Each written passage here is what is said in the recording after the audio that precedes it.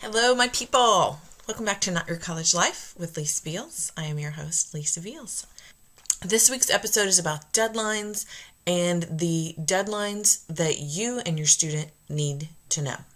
But first, this is Not Your College Life with Lisa Beals.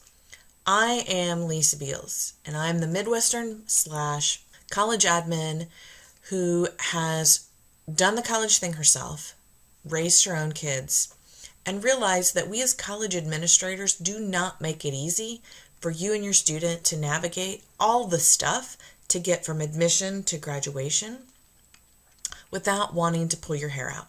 So that's where I come in. I'm bridging that gap for you so you guys can focus on the important transition that needs to occur between your emerging young adult and you developing the healthy empty nester syndrome. On to the episode. I've got 7 dates that I need to make sure you guys know. And as we're going through these, the way my brain works, I may throw a couple more out here for you, which is fine. That's just how I roll, right? I think a lot of us do that. Maybe I have ADHD and I don't know it. Anyway, I've got 7 dates I want to talk about with you and why they're important. If you want a printout, I did a little pretty printable where you can print this off and insert your own dates once you find them as just a reminder. Put them on the fridge so you see the date and you guys don't lose track of them. Okay, so the first date is: when is tuition due? When is payment due in full? When is the last day to make the payment plan arrangements? The reason that is important is if your student's tuition is not paid, they're risking losing their seat in their class. And I don't know about other institutions because I'm not behind the scenes firsthand, but I can tell you at mine, we did not see the decline yet that so many were talking about. It could be because they made the conscious choice, I'm guessing, to over admit, to level out whatever wash is what they call it. No, they call it melt. To level out whatever additional melt they might see because of COVID. So if you get dropped from a course, chances of you getting that seat again are pretty slim. This is September 1st, so we are midway. We are starting week 2 of the term.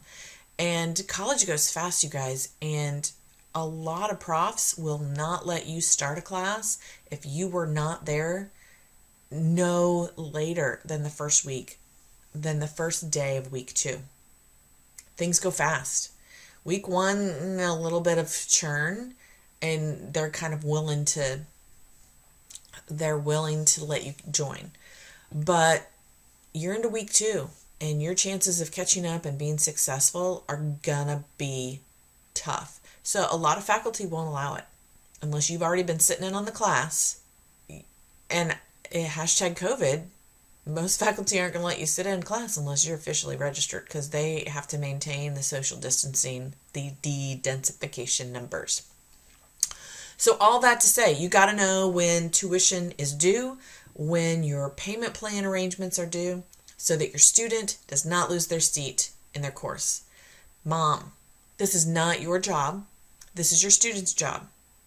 This is a great opportunity for you to coach them in some personal responsibility and what the impact and effect could be. You don't want them back home with you right now if they're in college. Okay?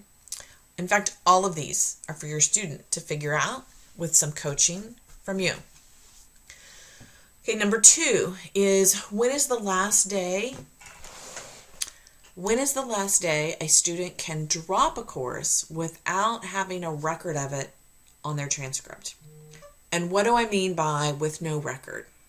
In my world, that translates to I'm going to drop a course and I don't want to have a W for it on my transcript because that W is going to count in attempts that you did not complete, which aren't necessarily a bad thing, but once you start racking those up, your student can run the risk of no longer being eligible for financial aid. I believe the threshold is you need to have 67% of the credits that your student attempts, they need to have earned credit for. 67%. And I'm here to tell you, it takes a lot to hit that threshold unless you're a freshman who's had a really rough first year. If you struggled in the spring or you struggled in the fall and had to withdraw from some courses, right there, 1 year could really ruin it for you. So it's important to know, when is that day that your student can drop a course without it being calculated in their attempted hours. Number 3 is in the same vein. Number 3 is, what is the last day a student can add or drop a course? Now, as I mentioned, adding a course after the first week of classes is tough, unless it's a course that hasn't started yet. A lot of institutions do kind of makeup courses. It's not really makeup courses, but they're very intentional in designing a course that starts mid-semester, so that the student that realizes that they're not going to do well in this class and they need to drop it can then pick up something else and potentially still earn some credit for a full load. Make sense? I'm enrolled in 15 credits. I have 5 classes. This chemistry class is kicking my butt. So I don't want to bring my GPA down by staying in it and failing. So I'm going to withdraw from this course. But there is a speech class or a intro to religion class, another intro class, that your student needs to be very intentional in choosing this, because instead of 16 weeks to learn and master the material, they're only going to have 8 weeks. Okay? And that 8 weeks is going to be in a period where their other 4 classes are starting to ramp up in group projects and research and complexity and difficulty. So my recommendation, I'm not an academic advisor, I've just seen a lot of mistakes over the years. My recommendation for a second 8-week course is an intro level course, an elective, a gen ed, something that is low level risk, low level complexity, but is still going to satisfy a degree requirement. Okay, so find out that last day to drop a class to save their GPA. Write that down. Some institutions, it's 9 weeks in. We're early at my institution. It's early, 9 weeks in. Most institutions are 11, 12, 13. Some even go up to finals week that you can drop a class with a W or a WF. 3A, related to that last date to add or drop, 3A is find out, student, tell your student to find out, does a WF count? Does it have a GPA effect? What do I mean by a GPA effect? So if I have a W, that W is not counting in earned credits, but it's also not bringing my GPA down. A WF, does it function like an F? An F is no earned credit as well because you didn't pass anything, but an F now is going to have a GPA impact. So an F is on a 3 credit hour course is 0 points. And when you do the math for that with the other courses, it's gonna have a negative implication on your student's GPA. So a WF, does it function like a W where there is no GPA impact, or does it function like a W? Does it function like an F where there is GPA effect? Which in that case, I don't know why you just don't stay in the course and try and get as much content and understanding as you can through the end of the term if you're going to get the same effect. Now, that all has to do with, what is this doing to your students' mental health? Can they get the right mental mindset around, okay, I'm blowing this course anyway. I'm just going to go ahead and I'm going to tease out whatever I can, and I'm not going to punish myself because I know I'm failing anyway. I can't get an F minus. Okay, so that was 3A. I don't think I have a 3B. Do I have a 3B? Well, yeah, I guess. If you're going to do a second 8-week course, you also need to find those critical dates. Last day to add, last day to drop with no record, last day to withdraw with a W or WF. Last day to withdraw with a W or WF. Okay, so that's 3A and 3B. Number 4 is, when are finals? When are finals scheduled? When will your student know when finals are scheduled? And that's important for a couple reasons. In the year of COVID, a lot of institutions are packing the kids up and asking them to go home at Thanksgiving. If they have a reasonable home to go to, they're asking them, when you go home for Thanksgiving, don't come back. So finals will be online. There are some universities, not very many, but some, and then some students who will also choose to stay because it's not feasible for them to leave. So regardless of where students are at this year, I believe a healthy majority will be doing finals online. So the impact to when are you getting their flight home, when do you need to come and get them to come home, is shifted a little bit for fall of 20 because of COVID.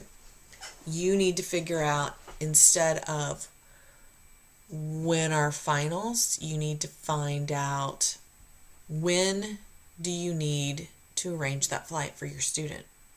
If your student is coming home at Thanksgiving, when is that window for you to purchase their flight for them? And so that's going to depend on each faculty member that your student has. At minimum, the absolute latest is going to be that Wednesday night before Thanksgiving. Okay. Although, as in years past, you'll see a healthy number of faculty that will say, we're not going to meet on Wednesday because yada, yada, yada. And then that seems to have a little trickle effect back, at least from what I've seen. So you may get lucky and your student may be ready to fly home the Friday before Thanksgiving, an entire week early. But that's going to be subject to each instructor that your student has. So your student should look on the syllabus. Your student should email or ask the faculty, what are the plans for the week before Thanksgiving? And then, so that was for number 5. But for finals, they need to look online and find out when those final exam schedules will be published and plan accordingly. Because one thing a student needs to take responsibility for is, if their final exams in a couple courses overlap at all, the responsibility is on them to raise their hand and initiate a conversation with one or both faculty to let them know what's going on and to request an alternate time for their exam. And university regulations are a great place to look if your student is having a hard time negotiating between the two faculty. There are resources for students, but they need to know where to look. If your student finds themselves in that kind of a pickle and they're not sure where to go to advocate, to get a mediator between their two faculty who just seem to be at odds, and they're not in a position to tell them what to do, reach out to me. Send me a DM, send me an email, and I will help you guys figure that out. And I'll show you how I found it. Okay? All right, so that was finals. I already dipped into move out. The other thing to figure out with move out is your student going back to the same place so that they don't have to take their possessions with them? Move out in the year of COVID is different than any other semester because they're not done with school yet. If they're coming home at Thanksgiving, they're not done with school. So they're going to need to bring their laptop, their textbooks, whatever projects are mid-flight. They just can't leave that in their rearview mirror. They've got to pick up, move home, do holiday, and now pivot to do the heavy lifting, the most crunch time of campus back at home with you all. That needs to probably be an episode to talk about how we can support everybody doing that. Finals at home. Okay. Similarly, since your students more than likely are not going to be on campus when their semester is over, how are you going to return those textbooks and when are they due? Right? You don't want to figure that out when you can no longer get money back on them. So do it now. Find out, where did you get the textbooks? When are they due?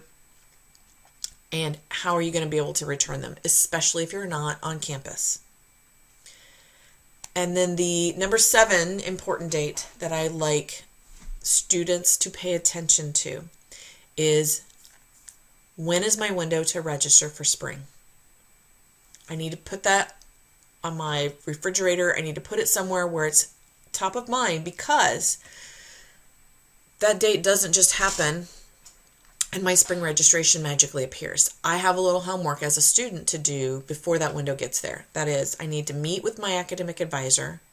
I need to review my plan of study and how my existing courses already fulfill requirements.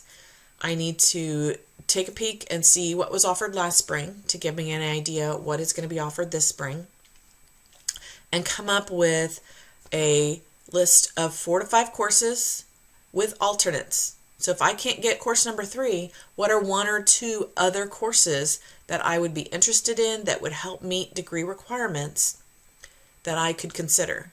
Because the last thing your student wants to do when they're sitting down in their time window and they're competing with how many other students to get a seat in a class, and that seat is full or it conflicts with another course that it's a core course, what do? I don't want to wait as a student to go back to my advisor and say, okay, well, what about this? Pick 4 to 5 classes with 1 to 2 alternates for every class that you have that opportunity. There are going to be some core courses in their major that there's no options on. They might have some flexibility to say, okay, if this is full, you might be able to take it next semester, so then try this one. But there are going to be cases for 1 or 2 classes where there are no options. And so you got to have alts. Okay? So we talked about tuition due date, last day to drop with no record, last day to add or drop for the term, finals, move out, textbooks, and registration for spring term. Those are top 7. If you want a pretty handout, there's going to be a link in the show notes that you can go to, give me your email, and I will give you a pretty printable where you guys can drop in the dates that you have worked so hard to find. And don't forget, if you have difficulty finding them, I'm here to help you. And I won't just feed them to you. I'm going to be the example that I'm telling you to be for your student. I'm going to help you understand how I found the dates. Because you don't need me spoon feeding you. I mean, you may want me to, but I'm going to show you how I found the dates. So let me know. All right, you guys, if this episode was helpful, I'm so glad. Please share it with a friend so that I can help other people out there extend my reach.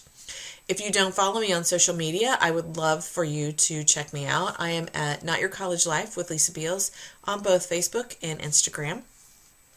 I share some quick lunchtime lessons from time to time, and I share any good articles that come across the internet waves that I think are going to help you or your student in this journey. And lastly, if you would be so kind as to give this girl a review on iTunes or Stitcher or whatever podcast app you listen to this on, give me a review. I really appreciate it. 5 stars are always great. But if I get less than 5 from you, I'm going to ask you to give me some feedback about why. Okay? You can't give me less than 5 stars unless you give me a why, so I know where I can improve. Okay? All right, you guys, have a great week, and I will talk to you again next week.